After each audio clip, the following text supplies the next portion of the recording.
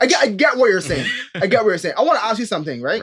You made a point about where we are in terms of locals not seeing any change.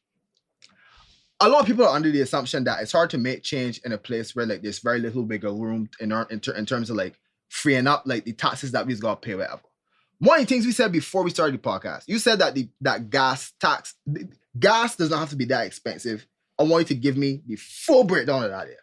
Let's talk about it. The reason I said that is because persons don't know that about 50% of the money you're paying towards diesel or gas, about 50% of that is actually taxation. Only about 33% of it is actually fuel. Mm-hmm.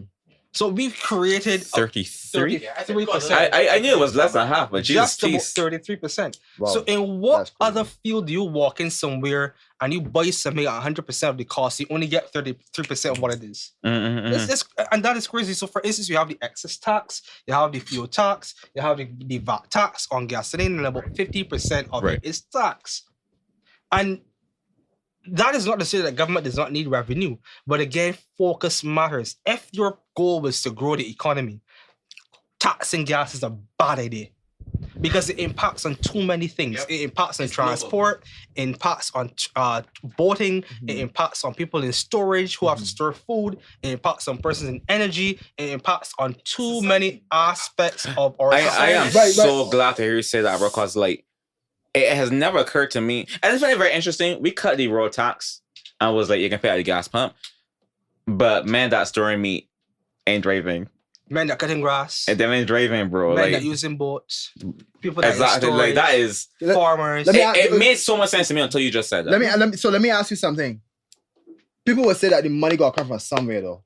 If you reduce taxes there, where would you put them? Owen Alpha had the answer. The money comes from growing the damn economy. Okay, and when you say growing the economy, I want you to expand on that. So, for instance, the gas tax. You make it seem like a button is pressed. No. It's not a button. It's a recognition of that the policy direction has to change. Right. Recognizing, for instance, that Barbados is a consumption economy. It does. Whether we like it or not. The gas tax raises about $81 million, I think it was, in one of the years. $81 million. That's less than 1% of the Barbadian economy prior to COVID. Barbadian economy is about $10 billion. $81 million is less than 1%. We 1/3 of Elon? Yeah, it would be pretty small. Not 1/30th of Elon? 1/30, precisely. You have an economy that's based on consumption and based on people moving and everything else. You cannot then expect your economy to grow if you continue to tax the thing that makes it grow for $81 million. It's not worth it. For less than 1% of the economy, so again, transport. It's 16% of the economy of Barbados economy is transport. Boating, for instance, as I mentioned, per anybody who has to store food. So we know food, for instance, is something that helps to grow the economy. A lot of small businesses in food, entrepreneurship in food. So you have individuals now who drive to get to work, who have to pay more in taxes that can't spend that, maybe with a small business that can't spend it in the supermarket. And that constricts the economy. So I would argue that they have to look in a direction where literally removing that tax could actually help the economy produce more taxes in other areas, maybe VAT, for instance. Sorry. No. Anywhere else? Wait, hold on, let me finish. You're not increasing VAT, you know. What do you mean? It's because of growth elsewhere. Okay. I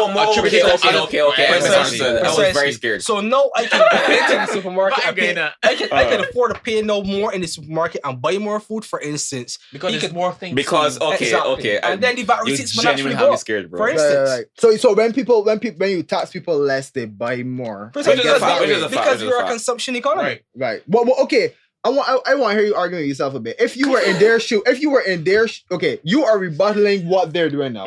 Put them on a feedback loop. You're rebutting what they're doing now. If they heard you say that to what they're doing, what would their rebuttal be to your rebuttal? That they need the taxes. But again, it's a philosophical problem.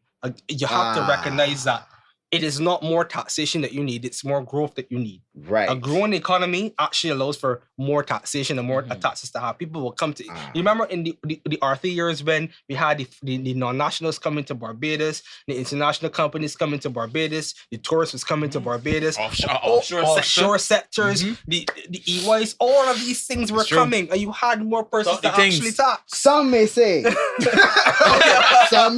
selling out Barbados. Some may say that you are indeed selling out Barbados and that Barbados is just right for the was taking. But Mhm. for locals are put on I guess secondarily in a place that they should call home when people come to their home and take up all the space. What do you Mhm. say on that? Well, you have to recognize that in small developing economies, you have to find a balance. Right. We need the money. So things can go sell.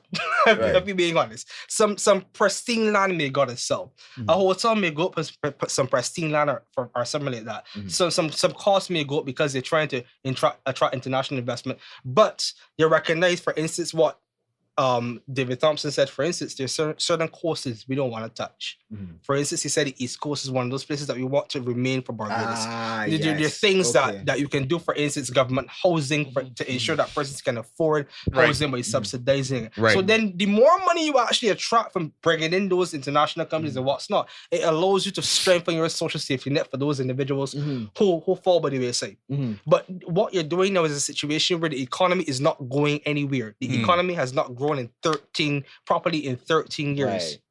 So Okay. again, the goal has to be economic growth first as a small undeveloped state, as opposed to taxation, or unless you're going to collapse on yourself.